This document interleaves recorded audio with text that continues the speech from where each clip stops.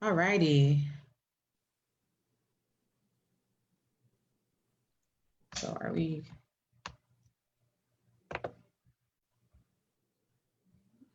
Hello, everyone. Hello. So we are live right now, Widlin. We're gonna give everybody a few minutes to tune in. I'm gonna open this window right quick.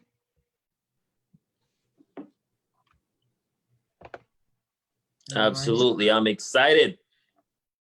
Hey, everybody. Hello, hello. Awesome. Hey, let me know if you guys, hi, Heart to Heart family. So I am in between. I'm using both Instagram and I'm also using Facebook. So if you guys see me looking this way, don't mind me. You know, we're using two different platforms. Hi, you guys. Hey, hey, hey. I see you guys coming in. Thank you guys so much. I'm gonna give you guys a few minutes to, tune in. My friend looking sharp, y'all. So let me just go ahead and get my vest because he's just making me feel all type of not professional. And let me see, does this even match? This don't even match the color. Like We can barely see, like it's like neck up. So okay, maybe okay. So I don't have to worry about it because you just, you, like you look really nice. So Marjorie, Mrs. Dieujuste, you did really well, friend. Praise God. All right. seriously. You friend, you looking sharp. Thank you. You Thank you. look bad. So I was like, but that's all right. Praise the Lord anyhow. We're gonna give you guys a few more minutes. Hello, everybody. Hello, hello. If you are on this live, please do me a favor. I would love for you guys to go ahead and share this information with the people on your platform, okay? Because the knowledge that's gonna come from this man is gonna be serious, okay? And I don't want anybody on your platforms to miss out on anything. Okay, so if you are here watching us, please go ahead and share this live with us, with your peoples. All right. Awesome. Okay. Thank you, thank you, thank you. So we got 13 people here. Thank you for sharing, ladies and gentlemen. So we're gonna get started. For those of you, this is your very first time, you guys are, watching me, you guys are tuning in to Heart, I wanna welcome you. Heart to Heart, we've been working since 2014. Can you believe that? We started off with 50 people and God said it was time to elevate. He said, Ludi, I want you to take this thing live. And so since 2014, we've been in business. We've been impacting a lot of people. We went from 50 people now to getting 2,000, 4,000 views, you name it. Heart to Heart has gone places that I've never been. This series, we're talking about Haitian men on the move. And as you guys know, I am Haitian American, praise the Lord. And I love being Haitian. I just enjoy it. And I carry, I carry it with me. I carry the roots with me. I carry the people with me. And this month, I really wanted to highlight young Haitian Black men that are doing great things in the community, that are doing great things in life in general. If you guys were on the live last week, you guys know that last week we interviewed a Haitian Black man who makes over 6 figures. Hello, somebody. Can somebody type in 6 figures? Oh, come on. I don't think y'all heard me. I said 6 figures and he's Haitian, all right? And so I am excited. I'm excited to hear Widlin's story. And again, we're talking about Haitian men on the move because I want you guys to get out of a poverty mindset. I'm just going to go ahead and throw it out there. I want you guys to dream bigger.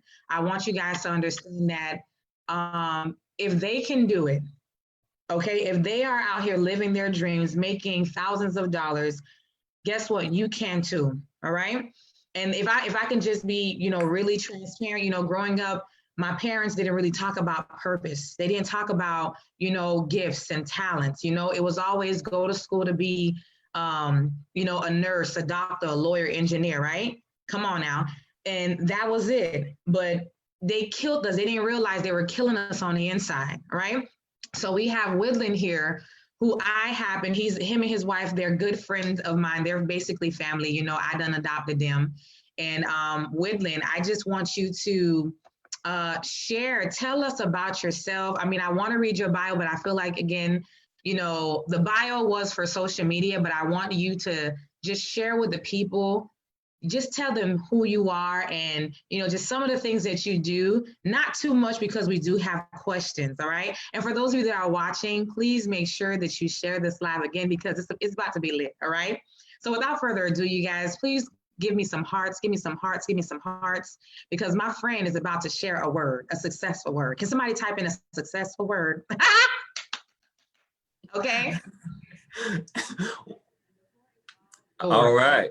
Well, thank you. Thank you for the warm, brief introduction. It is an honor to be here on Heart to Heart. I definitely appreciate you even extending this invite to me, right? Absolutely, And as far as for myself, as she stated, my name is Widlin Dieujuste, and I'm from Haiti. I grew up in Cap Haitian. Hey. Boca is where I grew up, but then, hey, you know, my family, they moved here into the United States. And really, I'm from a family of 6, and being the fourth child, I guess I kind of like looked at my older siblings and I was like, okay, this is what y'all did, and I don't want to do that. So I kind of like gained experience from that, but you know, went through the traditional route in terms of going to school and getting degrees and whatnot. But then I quickly realized that's not what I was destined to be. I've always known that I love helping people, love making a difference, love giving back, but I didn't really know exactly what that was and exactly how it looked like. So I got my degrees in education, but then I transitioned out of that. So now full time we do financial services. I'm also a real estate agent as well. But we're full-time entrepreneurs. I work directly with my wife, which is an experience that is like indescribable. Because we work together as a team, so that way we can uplift each other. In her profession, she works as an event planner with a focus in weddings. So, so that's a little short intro as far as like what it is that I do now. But I'm pretty sure, like you said, we'll get into more details moving forward here. But again, I'm honored, and we can go right in. All right. So now I like the fact that you said that you went to school and got your degree in education. Okay, so can you please tell us what exactly did your parents wanted you to go to school for? What was that typical career? Like, what is it that they wanted you to do? Okay, I think, and I'm gonna be completely honest here, right? I think because of the amount of kids that my parents had, I think by the time they got to me, they maybe took a backseat in terms of parenting. To be honest with you, I can't really recall in terms of my mother or my father saying you need to go to school and do this specifically, but they did stress the importance of education, right? But again, through conversations with my peers and, you know, their Haitian parents and what they were encouraged to do, it was more so on the medical side of things. So at first I was pre-nursing major, and I was like, I took microbiology, and that really just flipped it for me. I knew that's not where I wanted to be. But then, you know, it's just afterwards, it was just basically going through the motion as far as like finding out exactly what it is that I wanted to be. But just to answer your question, as far as like were my parents strict and you have to go do this, you have to go do that, I would not say that they were, but they did always stress the importance of education, getting a degree so that way we can get a job and be able to take care of our own family. So they did stress that. So when they found out that you were going to school to be in education, were there any reactions, or like what were their thought process towards that? Oh yeah, absolutely. There were definitely some reactions. I think I graduated, got my whole degree, and I believe my mom was sharing with her church friends that I was somewhat of a professor. Far from. She knew I was in education, and I've tried to explain to her exactly what I majored in, what I got my degree in, which is higher education leadership. But she stated that she was sharing with her friends that I was a professor. So I really had to like break it down to her. But I worked more on the administrative side. But again, she couldn't wrap her head around that. But so the reaction was post graduation or whatnot. She was basically assuming that I was a professor, where obviously I was not. So once I broke that down to her, I did feel like she was a little hurt, right? Probably because she was going around telling people that I was a professor. But I mean, overall, I mean, she still loves me, which I know for a fact. That is great. Absolutely. And I love the fact that you said that you have a passion to help people, and you went to school for education. Your mom thought you were going to school professor. You did something in science. However, you knew that there was more on the inside of you. You know, could you tell us how it felt to actually be in those two fields, but you really didn't quite, you know, feel that burning sensation to continue in those directions? Can you kind of talk about that a little bit? Absolutely. And let me elaborate a little bit as far as like what I mean by always knowing that I had to help people, because we hear that a lot. You ask the average person what they want to do, what kind of field they want to get into. 9 out of 10 times, if they don't know, they'll probably say something along the lines of, I just want to help people. But what does that look like? There's so many different things that you can do in terms of helping people. So I at least knew that I had a genuine heart. I just had to really find out exactly what that thing was going to be, so that way I can actually go out there and help people, right? Because, you know, if you're looking at education, obviously educating, right, the students that you're teaching. If you're in the medical field, obviously taking care of those patients. So for me, one of the defining factors for me was I distinctly remember a guidance counselor that I just went to go sit down with and ask some questions. In a conversation we were having, I was like, hey, I think I was like in my early 20s or whatnot. And I was like, hey, you know, I'm in my early 20s. I don't really know exactly what it is that I want to do. I haven't been able to pinpoint it. Like, can you help me? And one of the things that the counselor shared with me, and again, I'm not sure if she was just saying it just to say it, but I took it the way that I took it. And she basically stated that, listen, Widlin, I am 40 something years old, and I don't know exactly what it is that I want to do. But life is a journey. And along that journey, you're going to get different experiences. And I was like, wait a minute. Right. So I guess I shouldn't feel as bad that I was feeling. So then I quickly realized, I was like, you know what? Here's what I'm going to do. I'm going to be a good person, right? Stay positive, be in the right environments, be around the positive colleagues or peers. And then I'm going to eventually, you know, figure it out in a sense. And that's when I quickly, from doing that, obviously you jump from jobs to jobs, you go and get this degree, then you realize this is not what you want to do. Then you go back to school, which is sometimes the cycle that a lot of people go through. But I knew that, hey, eventually it was going to happen. So all I had to do was keep trying. Because see, sometimes people just stay with one particular thing, one particular field, even though they know that it's not their calling. I have an opposite approach. If I realize, hey, this is not what I want to do, I'm out. I'm looking for something else. So that helped out a lot in terms of trying to figure out exactly what it is that I wanted to do. And I think through conversations that I've had with a whole bunch of colleagues, mentors, that has helped me to narrow it down as far as like exactly what I'm doing right now. Awesome. Awesome. And by any chance, can you tell us exactly what are you currently doing right now that gives you that fire to wake up every day, every morning? Because they need to know. Absolutely. And so what I do right now is, I guess you could say I'm still in education, but now it's more financial education. I think we all can agree that there is a lack of financial education.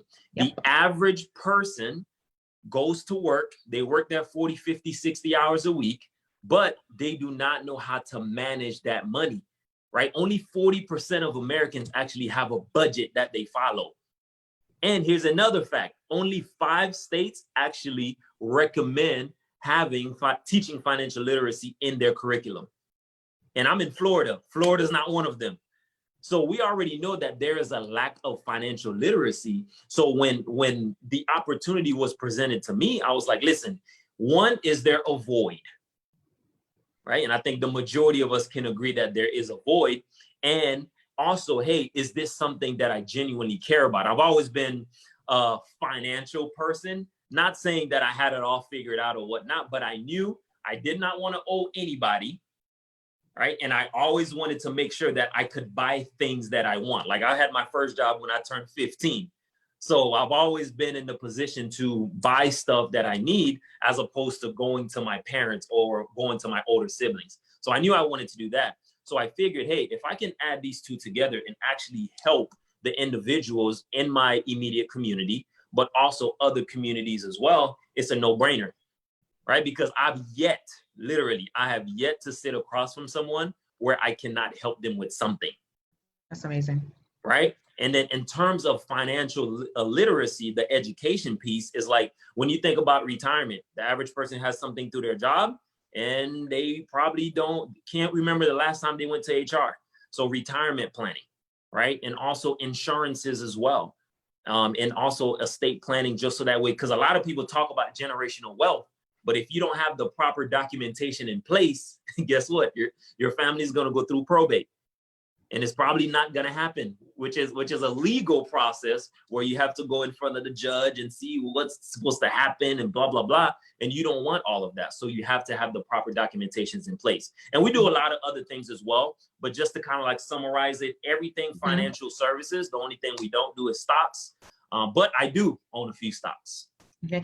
This is a, shameless plug, for my 30th birthday, Widlin did put me on. So your girl got life insurance. God forbid something happened to me, sis. I'm covered. Praise the Lord. Because no one is going to have a GoFundMe account for Ludi St. Hill. Hello, somebody. No. No more, if you got it, you got it. But around here, we believe, we are going to set ourselves up, for greatness. And, absolutely. And you said something. Go ahead. I was going to say, one of the things that I want to share as well is there's a lot of times there's the top 3 reasons why people don't want to sit with someone to talk about finances, to even look into those options, is because of these top 3 reasons.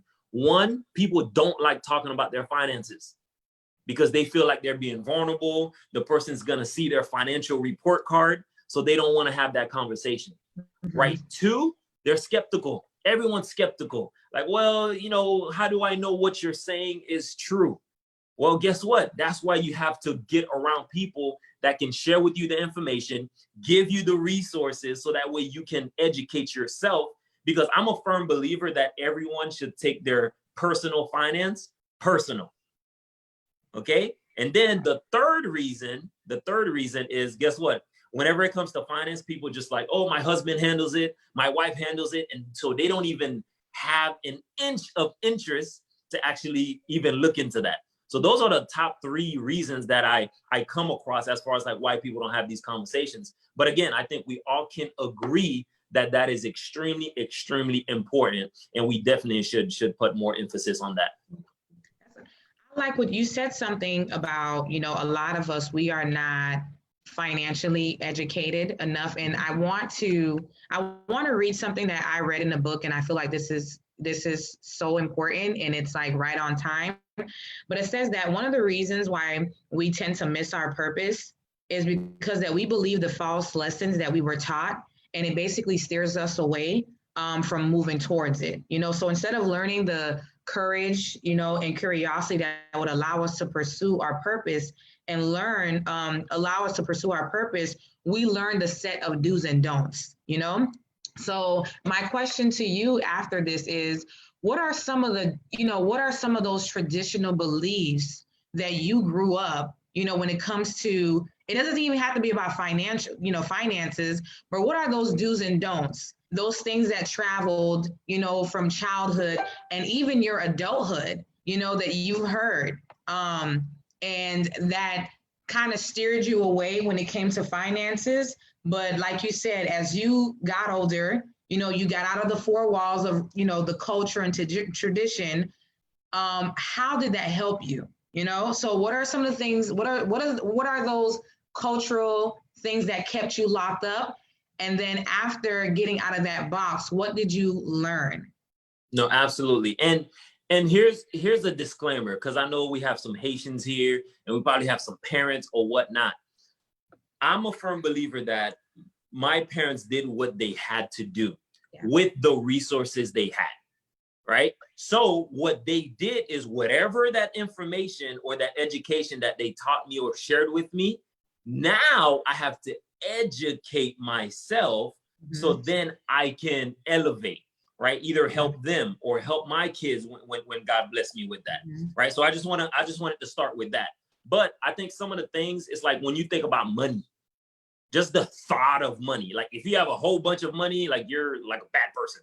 Like having a lot of money is bad. Like, and I'm like, and I just never could wrap my head around that, because I'm like, okay, money gives you access, right? It allows you to buy certain things. It allows you to do certain things, take certain trips, or help people and things of that nature. So my thought process was always, well, if I have little money, I can make little change. If I have a lot of money, I can make a lot of change, right? So they that's a Bible verse that is a lot of time misquoted, because they're like, oh, for the love of money. No, guys, it's okay to do that. So that's number one.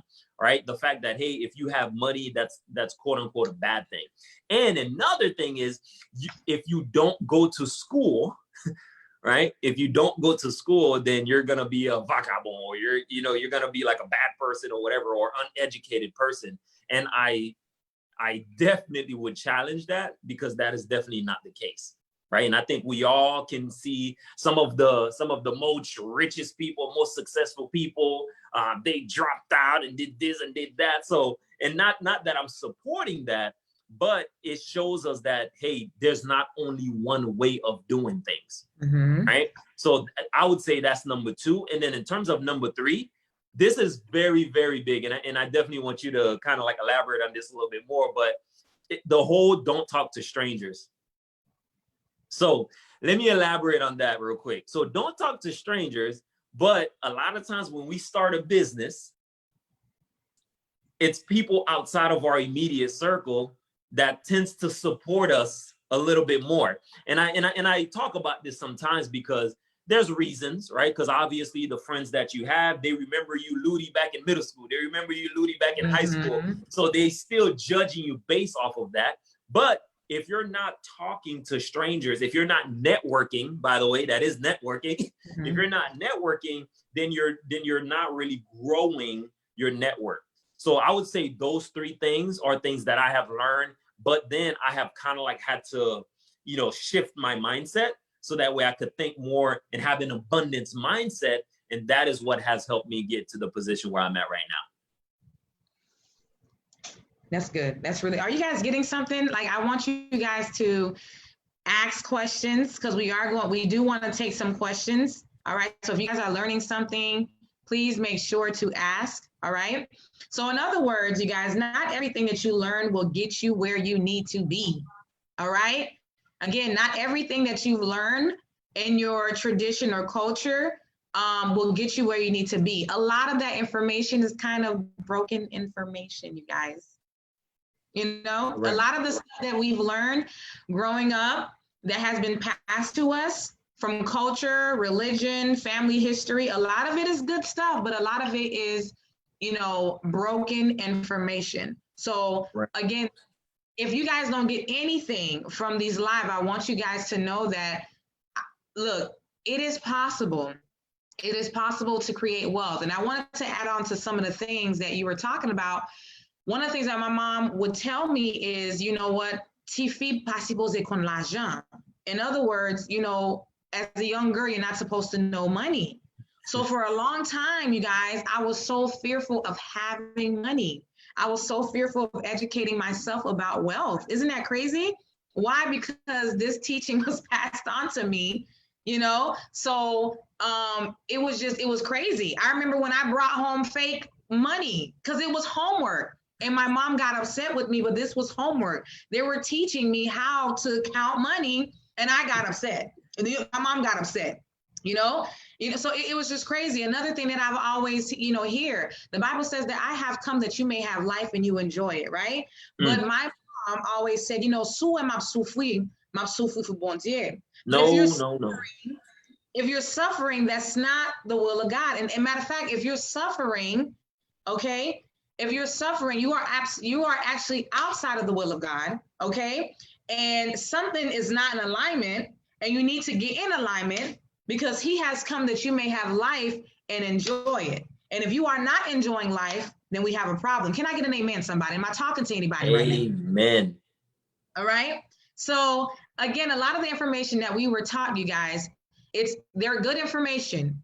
Some of them we can keep, but a lot of it is also broken information. All right. So are you guys getting something tonight? All right. Let me, awesome. All right. I sure hope so. So at what age can you say that you found purpose? Because I feel like a lot of people, and the reason why I'm asking this is because a lot of people feel as if that, you know what, I have to have it all together right away. I have to find purpose like tomorrow. And if I can be honest, you know what? It's not true. I'm in my 30s right now, and I can honestly say I am now feeling like life has a meaning. I went to school, I got the education, but I am now seeing that, you know what, I am right where I need to be. So can you talk about, that process of, finding purpose, and at what age you found purpose as a Haitian young Black man? Absolutely. So you're gonna have me date myself here. I'm also in my 30s as well. Hey. I actually turned 31 in April. But I think if I had to put a specific age out there as far as like when I found purpose, it was shortly after I graduated with my master's from Florida Atlantic University. And one of the things that we did is we took a trip. Right, we took a trip. I invited some of my friends. I invited some of the other people that graduated as well, and we took a trip to Haiti. Right, listen, I don't care, Dubai, Europe, whatever. My favorite place to take trips to is Haiti. So that's my little plug right there. But we took that trip, and then I got a chance to kind of like see, because my family moved here in 1998, and we didn't go back until 2013. So you could do that math, right? So almost 15 years. And then I was like, you know what? When I went, I was able to see my brothers and sisters. And I was like, wow, like this is not the best condition. And just by my parents not wanting to, I don't know, maybe entertain the option of paying and to get the proper documentation to bring us here, I could have been one of those kids, right? And then that's when I was like, you know what? I know I got this degree or whatnot. What is it that I want to do? Going back to the whole wanting to help people again, right? What is it that I actually want to do? What is it that I want to fulfill in my lifetime? So when I got back, my wife and I, we weren't married at the time, but we were like, okay, what is it that we can put together so that way we can give back? And through so we started a nonprofit, and through the work that we've done in the nonprofit, I'm just like, oh my goodness, there's more to life. There's more to life than just going to work, paying bills. I worked in a college campus, so a lot of like students would like, I don't want to say get on my nerves, but they would challenge a lot of the procedures that we had in place. And I was just like, I just got to a point where I was like, listen, there's things that are more important than what we're doing here. So that's when I was like, you know what? I got to look outside of what I was currently doing. And that's when my wife and I were able to put our heads together. And then we found a way to transition out of the traditional education setting, and then which kind of like helped us to where we're at right now. So I would say about 7 years ago. So I was about 24, 25. 24. So that's when I was one of those people that actually went to Haiti with Widlin, you guys. So I don't really trust anybody. Praise God. I don't really trust anybody with my life. If it's not them, I don't really want to go to Haiti, because, I literally left, I left my mom, I left I know I love my mom. So I left my family, you guys, behind to go on this mission trip because I've never been to Haiti. I never been to Haiti, y'all. Like it was legit like my first time going to Haiti, and they took good care of me. So I don't know if I want to go to Haiti with nobody else, but we're gonna work on that. And it was the most amazing time ever. Haitian people are we're beast. Like we don't play. Like I watch these people get up like 5, 6 o'clock in the morning, making breakfast, going to, the river. Like it was serious, you guys. Like it was amazing. Now, are you still doing that, or like is that on pause for now? Because I know a lot of people, when I disclosed that with the world, a lot of people were watching, a lot of them were interested. So are you bringing that back, or? That's actually a conversation that we've been having with my wife, and then also some of the individuals that help with planning it together. Mm-hmm. Obviously right now, based on the times, it's on pause because right. Shortly after our last trip last year, that was around the time there were the protests and things like that happening in mm-hmm. Haiti. So that questioned whether we would go back, and then COVID. So actually we normally go around the first week of June. So we would probably have gotten back today. If mm-hmm. everything was fine, we would have gotten back today. But it's definitely on pause right now. But I definitely can't say that it's not something that I want to bring back in the future. But right now it's on pause. But again, it's just in my heart to just get back to my country, whether it's like something small. Because see, a lot of times people think they have to make millions to be able to give back.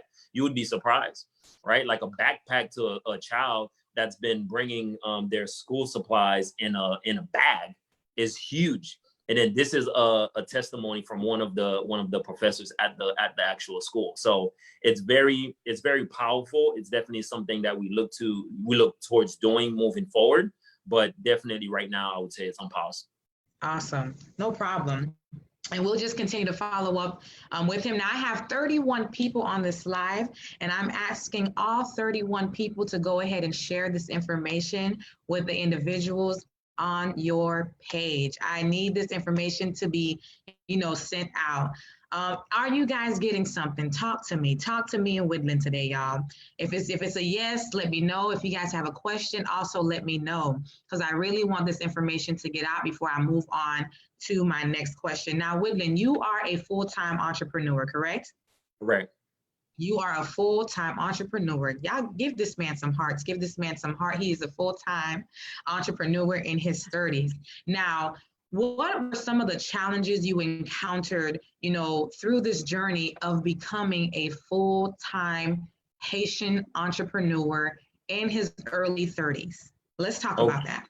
Absolutely. So prior to transitioning into becoming a full-time entrepreneur, it never really made sense to me, right? To go to work 40 hours a week, right? So in total, you're working 80 hours. You have to wait 2 weeks to get paid.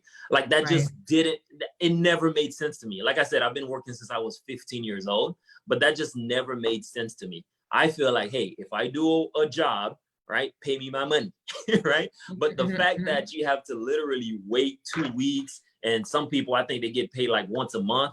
And to me, I just couldn't wrap my head around that. So if you do the math, 10 years or 10 plus years, it was just miserable. Like I hopped from job to job. Like if I had to look back in terms of like how many jobs I've had, like it's definitely over double digits, right? Mm-hmm. And that's anywhere between like Wendy's, Papa John's, movie theaters, and things like that. And I quickly, I knew I was going to have to make the leap of faith. I was going to have to take the leap of faith, but I wanted to make sure before I do that, right, it's properly planned, right? Because see, sometimes people jump into this water thinking it's sweet. No, right? It is an uphill battle, right? So there's actually something I was reading in one of the books. It basically states, if you are working like the traditional route, by the way, there's nothing wrong with that, right? I just want to make sure that I point that, hey, some people are for it, some people are not, right? We both just have to agree to disagree. That's it, right? Mm-hmm. But, you know, I quickly realized that, hey, you know, if I'm getting the same pay or whatnot and a 3% raise, this, then the third, and, you know, 5 years down the line, 10 years down the line, and my income is not increasing, it just didn't make sense to me. So when we transition, I was like, okay, what is it something that I can do, right, that's going to be beneficial for people, right, something that people need, right, and something that's going to make great change. So those are the things that I really had to analyze, because again, I didn't want to just like go out there and just start doing some crazy things or whatever the case may be. I wanted to make sure that I do that. But that initial leap of faith, right, it's almost like, man, you gotta be tough and also understand that this is a marathon, right, not a sprint. And then if any of you guys on here are runners, right, a marathon is a long run, right? So even the thought of it, so you have to, in your mind, you have to be okay with even attempting, right, to finish the marathon. Because see, 9 out of 10 people, if you say a marathon, they're like, oh, heck no, I'm not a runner. I don't want to do it. I didn't train for it, blah, blah, blah. But an entrepreneur is like, listen, I don't know if I'm going to get it done, but I'm going to at least start, right? And that's kind of like what I had to shift. And obviously through personal development, reading books, and talking to mentors, getting people in my circle that are also entrepreneurs is very, very important, because those are the people that you're going to be able to lean on, right, when the going gets tough, right? And then I tell people, because a lot of entrepreneurs, they automatically assume people should support them because they're entrepreneurs. No, right? That's not the case. You have to do your part in terms of marketing and getting the information to the people. Because if people don't know which services you provide, can you really blame them if they're not supporting you, right? So I quickly realized that I just had to become my own billboard, right? Because we are billboards. And what is it that you're putting out? You know, that's why, like for you with Heart to Heart, like, listen, I could tell that you take it to heart, right? So with that being said, everything is heart to heart. Like, we see you, we should like, okay, oh yeah, that's the Heart to Heart girl. Even if they don't even know your name. Yeah. Right? That's the Heart to Heart. Oh yeah, she does Heart to Heart. But because that is your personal brand, right? That is your billboard. You are a walking billboard. Like, I got to the point where I stopped wearing name brand stuff, because if I have a Nike shirt on, guess who I'm promoting? Nike. But if I have a shirt that says Dieujuste, which is my last name, guess who I'm promoting? Dieujuste. The average person could see that shirt and they're like, what the heck is Dieujuste? That's okay. You're going to know, right? That means I'm not working hard enough, the fact that you do not know my last name. Right.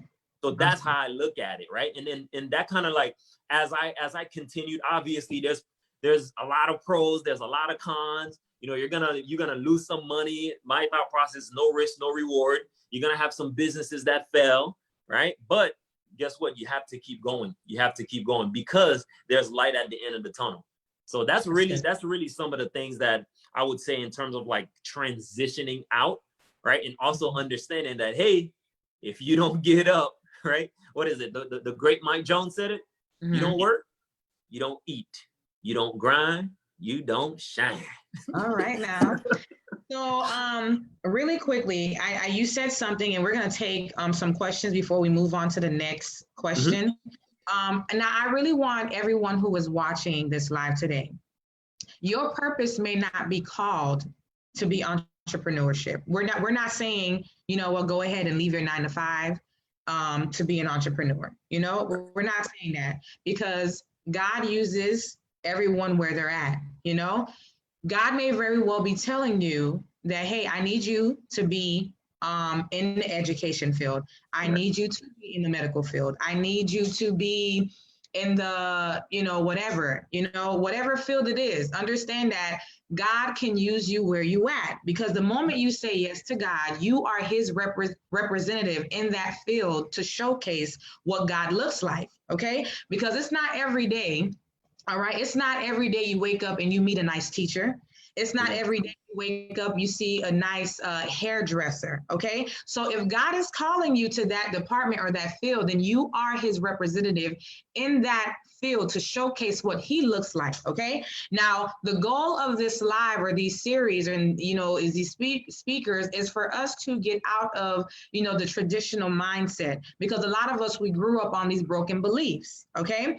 And our goal here is that you branch out a little deeper, search within, because again, if you are in that field, then he can use you to a greater level. I don't know if y'all understand, but favor ain't fair. And when God favors on your life, then honey, people can chew you up and come at you in different direction, but he's going to continue to elevate you. Why? Because that is where you belong. Can I get an amen, somebody? Because I ain't come here to preach. All right. Now we do have a question here. Somebody said, does Widlin business help with home buying process? Do your business help with home buying process, Widlin? Can you tell the people? Because I know the answer, but I want you to answer. Yes, that is something that we can help with. And again, guys, my services allows me to do that because we're open. And I know you didn't read the bio, but between my wife and I, we have a tagline, right? Because she's in wedding planning. So we say, hey, we can help you get married, put you in your first home, and also help you create a roadmap towards retirement.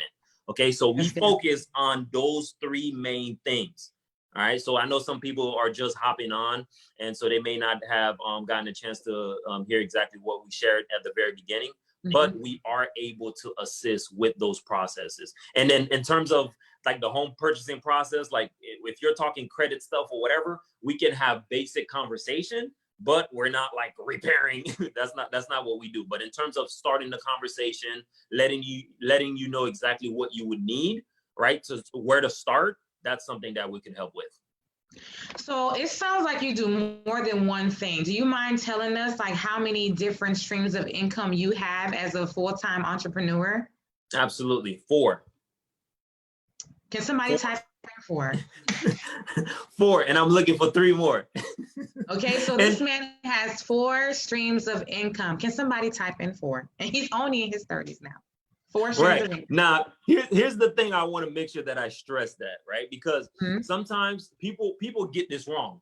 Because sometimes when they hear 4 streams of income, they think I'm doing 4 different things. Right. No, not necessarily. Right? With the whatever major, for example, let's say you are a teacher and you also tutor, or you also do online classes, or you also do, so you see how you're using your same, right, major, your same profession to do 4 different things and have money come in 4 different ways. Because sometimes people think that, oh, if I'm getting 4 streams of income, I have to do 4 independently, completely different things. No. Okay, so that's not what I'm talking about. Right. So all of what we do is vertically aligned. Right. So what does that mean? Imagine, Ludi, you get married. Ludi, we put you in a house. Ludi, we help you protect that asset. Sounds good?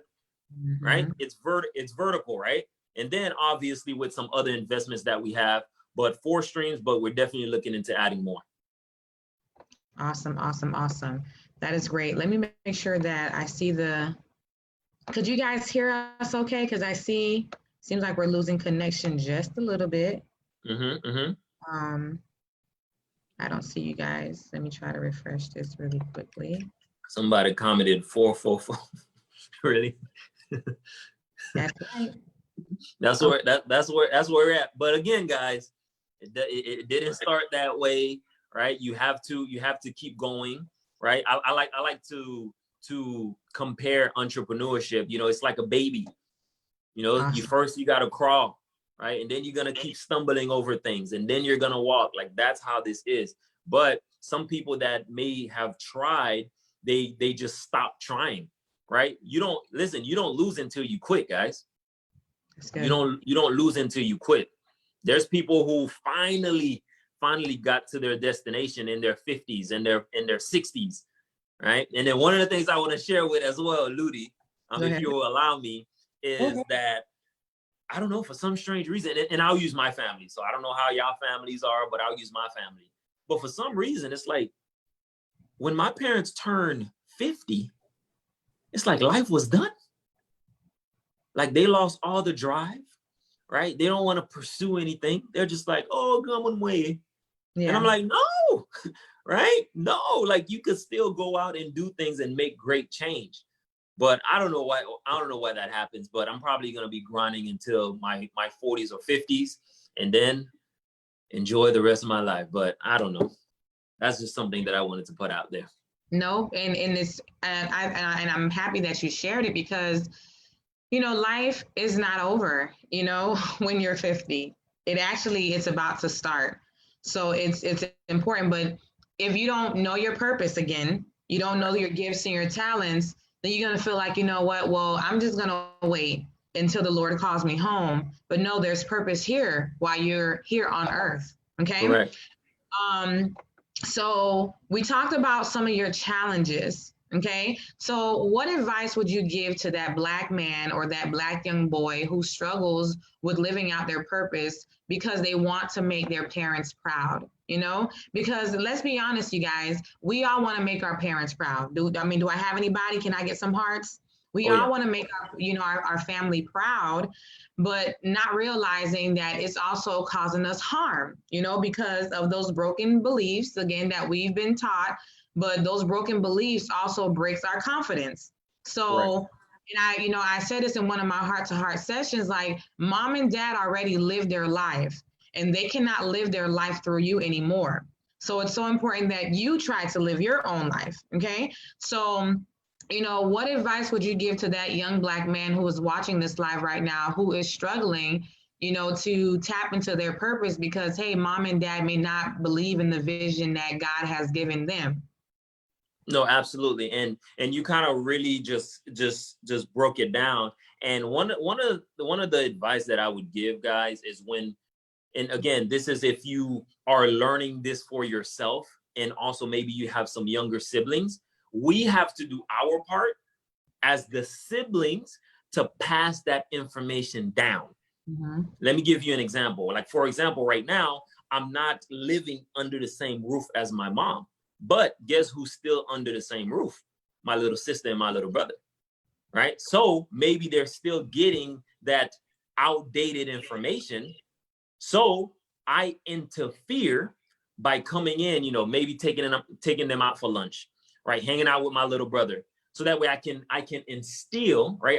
I can share the stuff that I've learned along the journey. So that way now he's also hearing it from somebody else, right? So if you do have siblings and you are an older one, definitely sharing that information with them so that way you can help them elevate. And another thing that I would say as well is just let them know that they're never too young. Too often, I sit down with individuals who are like in their 20s and they're like, well, I'm young, so trust me, brother, right? In 5 years, you're going to be 5 years older, 10 years, 15 years. You get the point, right? Let's think back, you know, the individuals who's on the live right now, let's think back 10 years ago. We probably were in high school, all right? We're probably just graduated college. 10 years ago. That's just 10 years ago. So you have to instill in them that, hey, you're never too young. If you want to do something, you have to go after it, right? But also understanding that as long as you're pursuing something that's going to allow you to make great change, right? Eventually, your parents will get on board. Now, if you're trying to do something negative, I mean, you're on your own on that one. But if you know what you're going after and you know that, hey, you're going to make great change, I think talking, like basically listening to, instead of listening to yourself, talk to yourself more, right? And then how are you able to do that? For example, if I'm around some people who are positive, guess where my spirit is going to be? It's going to be more positive, right? Because I'm feeding off that positivity. So let's say your parents are talking and then they're sharing something that you're not fond of. Guess what? You gotta change your environment so that way you can get around people that speaks your language, right? So that way they can pour into you, so that way that you can remain positive and continue to pursue. Because again, as long as it's positive, eventually they will get on board. I don't hear a peep from my mom nowadays, right? Because guess what? I could just make the transfer. She's okay with that. You see what I'm saying? So that's probably what I would say. I mean, just keep going. right? Keep going, knowing exactly what it is that you want to do. Sometimes you're not going to be able to pinpoint exactly what that purpose is. But again, as long as you're on the path, you're on the journey, you're moving forward, you're progressing, eventually that is going to happen, but not just sitting on the couch. That's good. I like what you said. You said something about words, and I was listening to a podcast today. And one of the things she said is that your self-talk creates your reality. You know, your self-talk creates your reality, and your thinking has to be lined up with your words. So although mom and dad, you know, they're, to be honest with you, it hurts sometimes. I'm just gonna be real. Yeah. Oh yeah. You know, it hurts. You know, it yeah. But your self-talk has to be, you know, your self-talk creates your reality. So what are you saying to yourself? You know, are you repeating the same thing mom and dad is saying, or are you going by what God told you to do, basically? So I have something that I want to share as well. So when I was in I know everyone has one of these stories where their parents have shared something with them and it hurt them, but they didn't take care of it right away, and they became adults and they're still dealing with it. Let me share something with you guys. When I was 17 years old, I was working at Sears. Right? I was working at Sears, and I would pass by the appliances and the lawnmowers and things like that. And then I was like, listen, I want to buy a lawnmower because I see my mom is paying this guy, right? Let's say she's paying the guy $30 to cut the yard. I'm like, I can buy a lawnmower and then I could cut the yard. And guess what? I'll charge my mom even less, right? But you know what my mom said to me? She was like, boy, you ain't cutting no grass. Like, get out of here, right? But guess what? You know what that did, right? Instead of actually entertaining that entrepreneurship idea, right, of actually starting a business and making some money on my own time, right, she shut that down. And I dealt with that for years. And then to the point where, over 2 years ago, I started my own lawn service company for a year and then had to sell it. So it was like closure for me, right? That was closure for me. And I know a lot of us have that story inside of us. You got to make sure that you attack that so that way you can start living, right? Because that can hinder some of the things that you actually go out and try to entertain. Because words hurt, guys. Yeah. Words hurt. And I want to say this, at the end of the day, you guys, God, truth always trump tradition. So whatever it is that he's telling you, and I'm going to say that again, his truth, God's truth always trump tradition. So if you know that, again, God is calling you to do whatever, you grab a hold of that and you hit the ground running, and you don't allow any rejection. You don't allow your parents' word. You don't allow the isolation that you may feel from your parents stop you from pursuing your dreams. You know, you guys know my story. You know, I'm a homeowner now. A lot of people said I couldn't do it, but I was given a promise, and his truth overrode what I was seeing in front of me and what my family was saying. Oh, y'all don't hear me. Y'all don't want to talk about that. We're gonna go on to the next question. So let's talk about, you know, we talked a little bit, but what is your why behind what you do, and who plays a major part in what you're doing? Because I know every day is not a good day when it comes to full-time entrepreneurship, you know, because I'm full-time yet, I'm part-time, but what are some of the things that keep you going when you're not having a good day in business? Absolutely. I think for my wife and I, what keeps us going is, I think the cliche answer is our will to win, right? Mm-hmm. We want to win. That's just being honest. But what keeps us going is the fact that we know for a fact that there is a void, right? And if it's not us, then who is it going to be? Because prior to me, no one came knocking on the doors, right, of my parents' house and say, hey, this is what you guys need to do. in terms of your finances. This is how you balance a checkbook. This is how you build credit. Literally, not too long ago, I started building credit for my mom, and she's like in her 60s, right? So what keeps me going is the fact that I know that people need the services that we provide, right? I think that's super, super important. When you are in entrepreneurship, you got to see like, hey, am I living in my purpose? And whatever it is that I'm doing, is it actually changing lives?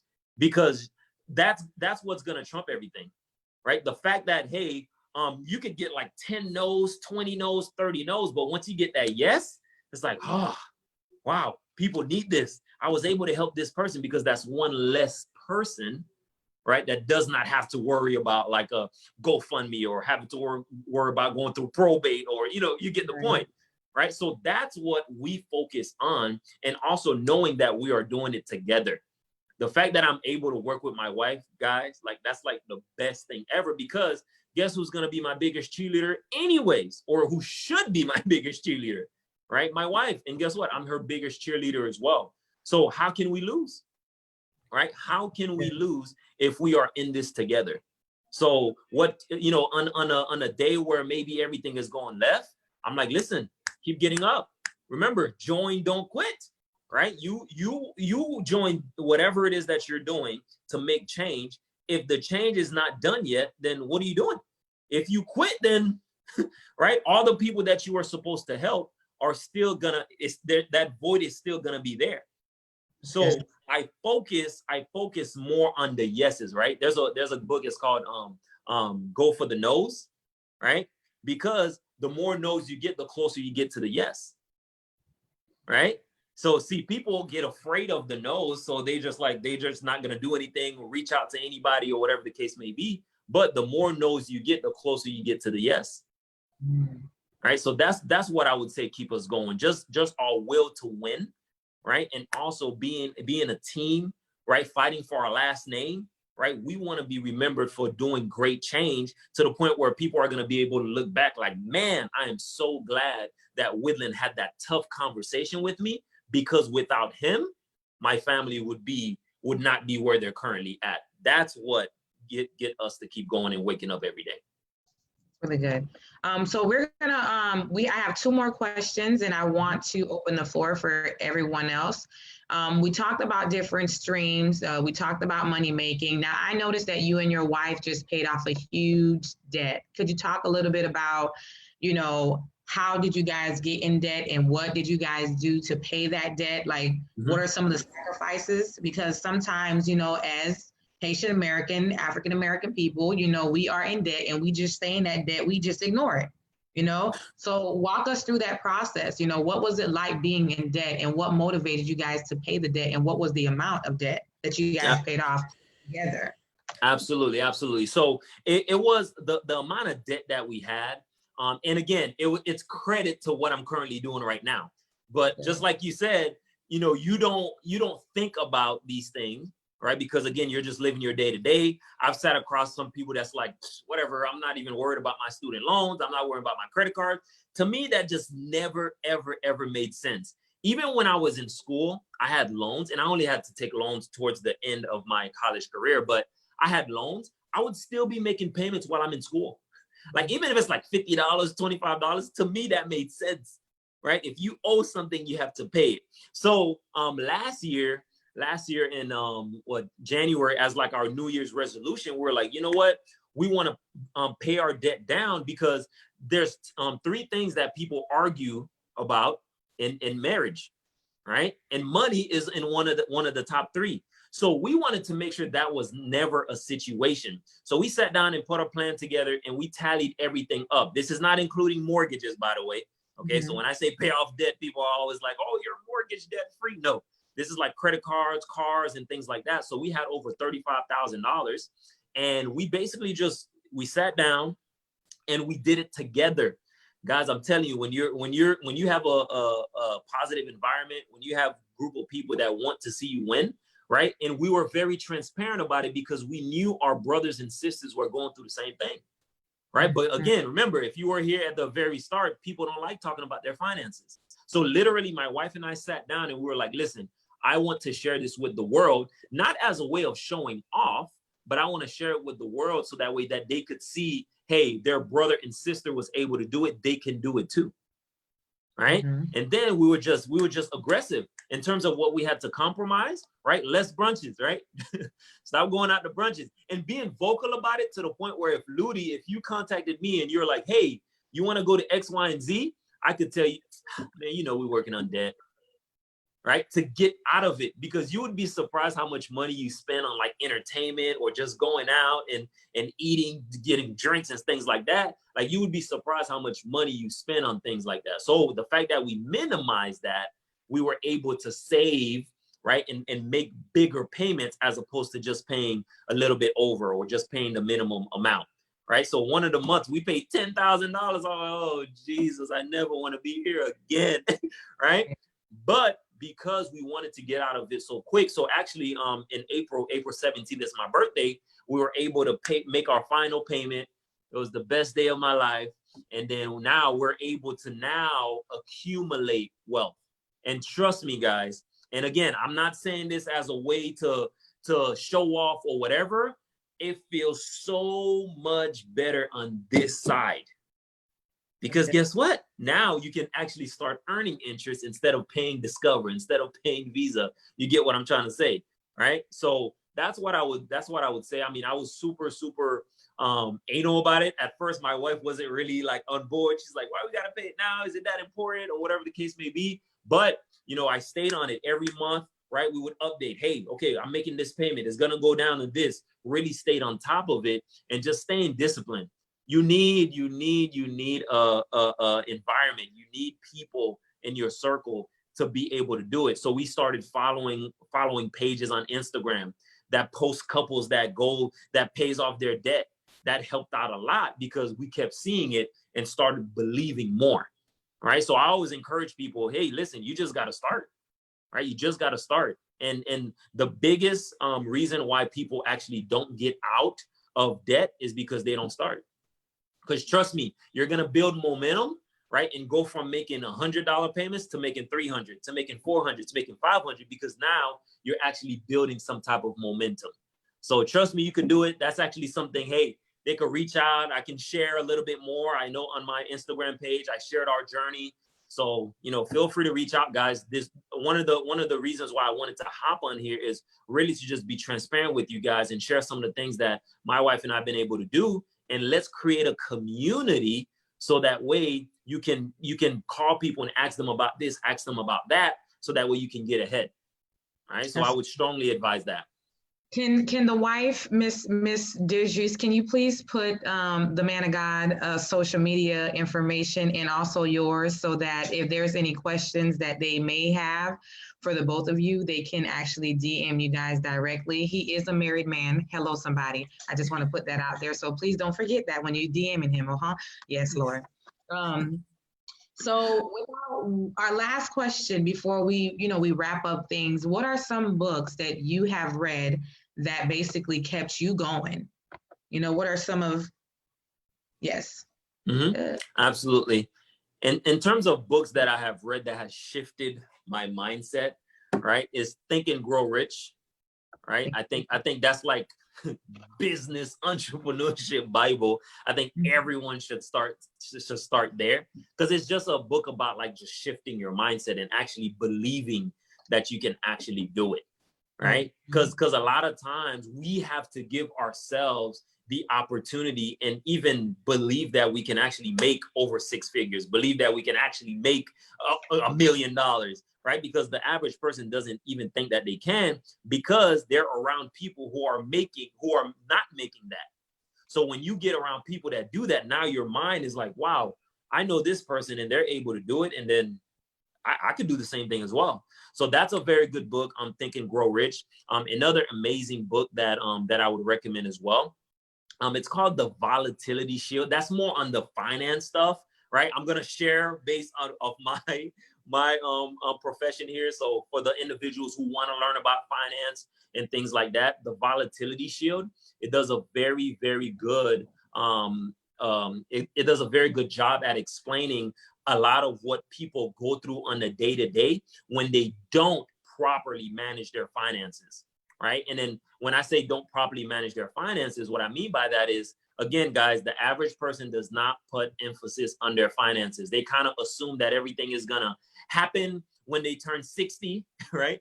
They're gonna think it's just, okay, whatever, I'm gonna be able to retire, Social Security is gonna kick in.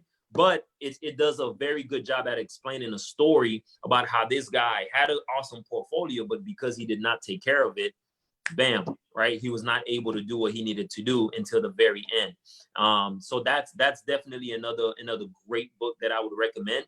And then I'm one of those interesting people, guys, where I will, for example, if I start reading a book and I'm like halfway there, I'm like, all right, I'm good, next, right? So sometimes I don't read the full book, but I do have a library of books that I eventually want to get to. And I definitely want to make sure whatever profession that I'm in, I want to become a master at it. So I am a student. So I do a lot of like YouTubing, podcasts as well, as far as like my professional development, my personal development. So it's like a mixture of books, YouTube, and also podcasts as well. So someone asked, what was the notebook called again? The which one? The notebook, something to yes. It's Go for the Nose, I believe. That's the title. Go for the Nose. I'm gonna write that down myself. Do you have the name of that? Or hold up. I should have it in my thing here. But yeah, Go for the Nose, I believe, is the title. But I can pull it up and then I'll share it with the individuals here. That's a very good book in terms of individuals who are entrepreneurs, who are going out there, who have to create, who have to build their book of business. It's very important because, again, guys, when you first start, you're probably going to hear a lot of no's because you have to understand that people don't see you as such. If you were a teacher for 10 years, if you were a nurse for 10 years, if you were whatever, they have put you in a box, right? So as you're first starting out, they're going to still see you as such. Okay. So don't get, don't get mad, like don't, get sad or whatever, just keep going. And then those no's are going to eventually turn to yeses. Okay. And I just want to plug this in for those of you for all 24 of you guys that are watching, and I pray that you guys are sharing this information. You said if you guys were here last week, Monday,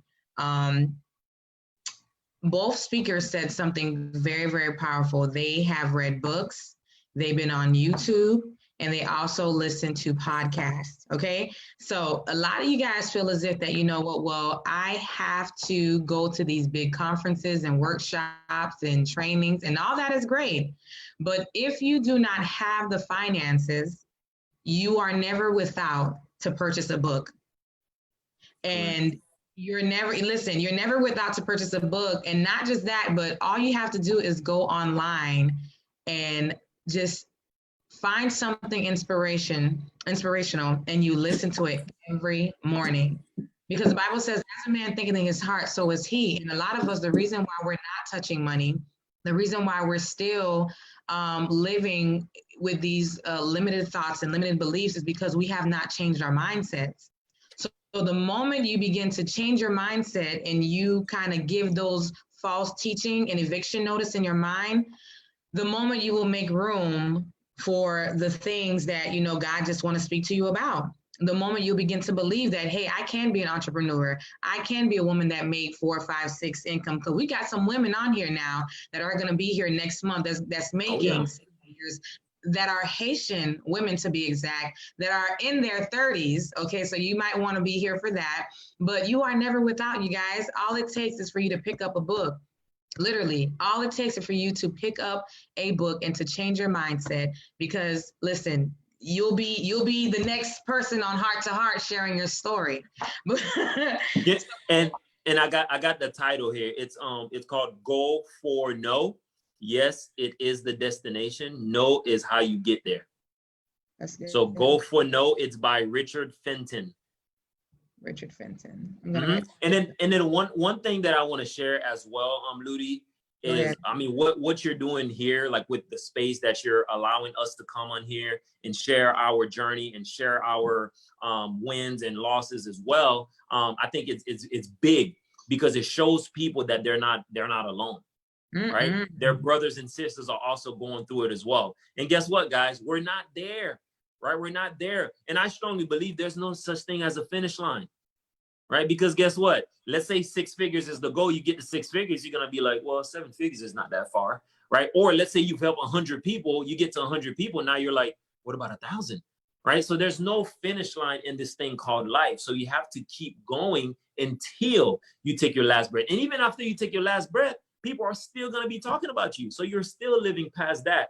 So you just want to make sure that you're going to be memorable to the point where like, hey, when I'm gone, like, what is it that people are going to say they appreciated me for, right? So you got to think about that, right? So definitely this book right here, I would highly recommend, but also being one of the things that you shared, just the thought of someone picking up a book can be somewhat intimidating at times, which this is where I was at, guys. Trust me, back in high school, if you try to get me to read a book, absolutely not. It was not happening.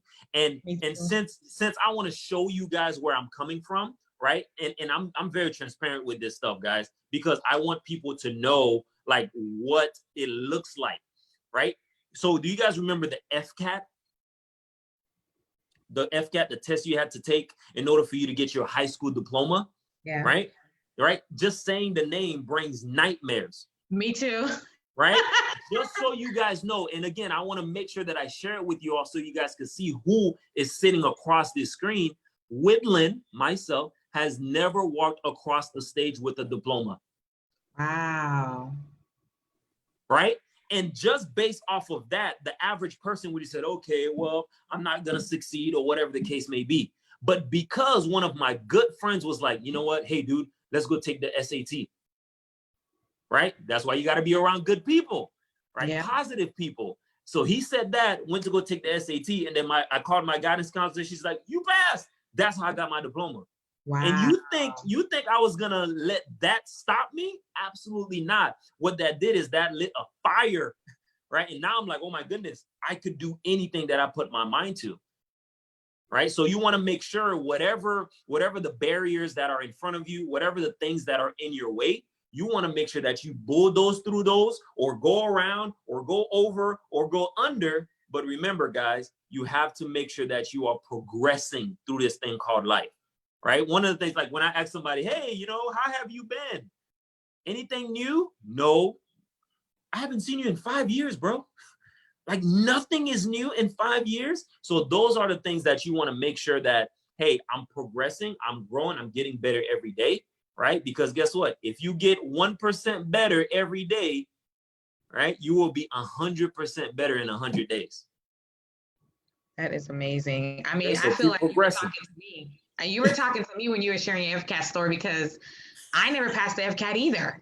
Like, I never passed the FCAT. I mean, but I surely did walk across the stage, and I got my little envelope that was empty. Yes, I did. Yes, I did.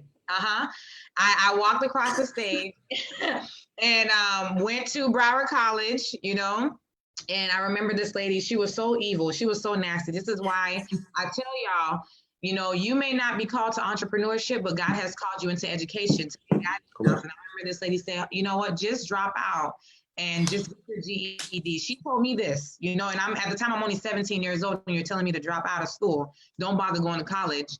And so that same day that she told me that, I had to go back to the school for something, and I went upstairs and I went to check the ACT, and I passed it with a 16, because at the time you needed like a 13 or 14. That's how I was able to get my diploma and doing what I'm doing right now, even though I'm not necessarily using my degree for anything. But I just want you guys to know that, you know, look, it's possible. And if we're doing it, if we're an entrepreneur, you know, entrepreneurs right now, he's in it full time, I'm in it part time. Or right now I'm in it full time because I'm not, you know, working, you know, my job that brings leverage. But you guys, it's possible. And again, this platform, you know, the people that I'm interviewing, you know, this month, again, this is not to discourage you where you're at, but this is just to encourage you to dream bigger, you know?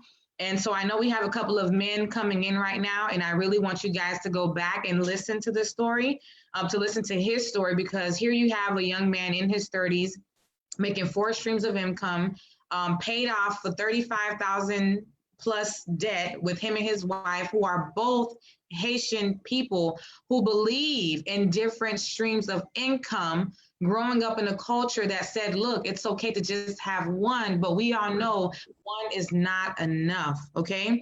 So listen, Mrs. Dieujuste, can you please go ahead and add his platform again? And also, I want to promote what he's doing, because he helped me get life insurance, you know, and I'm probably the only person in my family, you know, to say that I have that. And that was my birthday gift to myself, you know, because I want to make sure that I position myself, you know, for greatness. So if any of you guys, if you're not sure what life insurance is, because I know if I didn't know about it, then I know a lot of y'all on here, you guys don't know about it. And one thing I do love about Widlin is he is only one call away, one text away. If you don't understand the language or the verbiage, because let's be honest, some of us don't understand the language and the verbiage of life insurance anyways.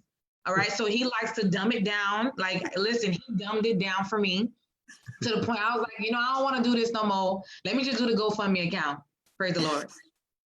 Okay, so so I say all this to say, if you on here, if you know you're on here and you know you and your kids are not set up right, this is your guy that you talk to. He's not going to scam you, because listen, I don't do scammers, and I don't bring nobody on heart to heart that's going to, you know, give y'all horrible information. Okay. I bring y'all good people now. Okay. Can I get an amen, somebody?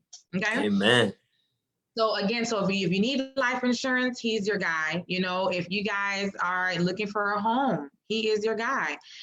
You guys need a wedding planner, you know, his wife, you know, she's, listen, they got everything all mixed up. Like it's a business, y'all. It's booming. So we're gonna give you guys, I'm gonna give you guys about a minute. Do I have anybody here who have a question? You know I have maybe like 1 or 2 guys. The women are showing up. I just don't understand.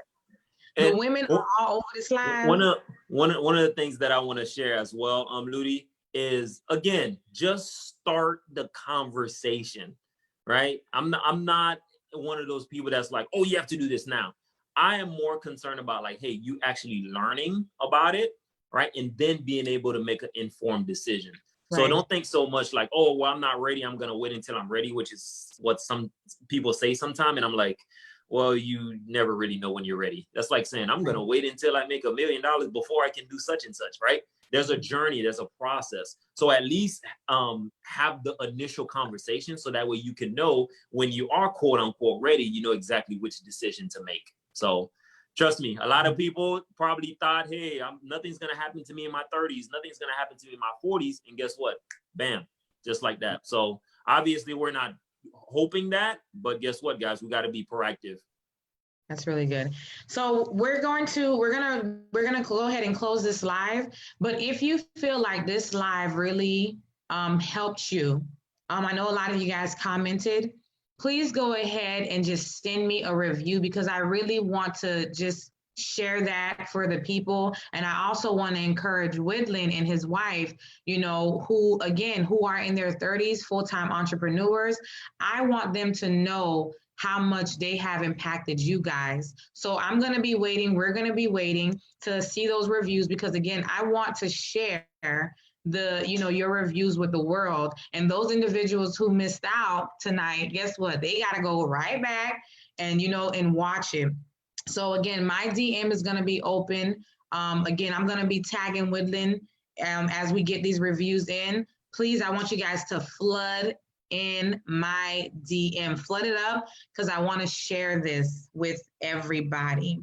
All right, Widlin, do you have any last words that you want to say with the people before we leave? Again, please follow him and his wife. They're doing amazing things. If you know your timeline is just full of ratchetness, okay, go ahead and remove those people and put people of substance on there, you guys. Like, that's the first thing that you can do if you really want to change your mindset, is remove those ratchet people and put people that are actually going places that you really want to go. Right. Absolutely. I mean, I think you pretty much summed it up. I mean, one of the last things I want to say, guys, I mean, first and foremost, thanks to Heart to Heart, right, having me on here and just being able to share my story. And so hopefully it was able to help some of the individuals who are on the live right now. I mean, share it with people. I mean, you guys already know how social media works. Some people are going to watch it later on tonight or the next morning. So sharing it is definitely recommended. But, you know, some of the things that we spoke about, obviously we're asking questions, we're getting through the show. But if you do have some questions as well, I mean, my DM is open. Feel free to reach out, ask any questions that you may have. Maybe you already have something, but you want to get a review. You want to get it reviewed. I could do that as well. And again, guys, this information is complimentary, right? I want to make sure I stress that it's complimentary. Once we have the conversation, then we can go from there. Okay. So, but again, Heart to Heart, thank you very much for having me on here. Right. It has been awesome. Right. And then I definitely appreciate you thinking of us. Right. Absolutely. I always speak in plural now. Right. Thinking of us. You gotta let them know now, because some people they be forgetting, man of God. They forget, you know, because when they see a bald-headed black man with a beard, they just kind of have to believe that they just gonna know that, you know, it's not you running this business, but it's you and a beautiful dark-skinned woman. Come on, somebody. Can you just say I am she? Can you just say that? Can you just type in and say I am she? All right. So you know, because you know, people just forget.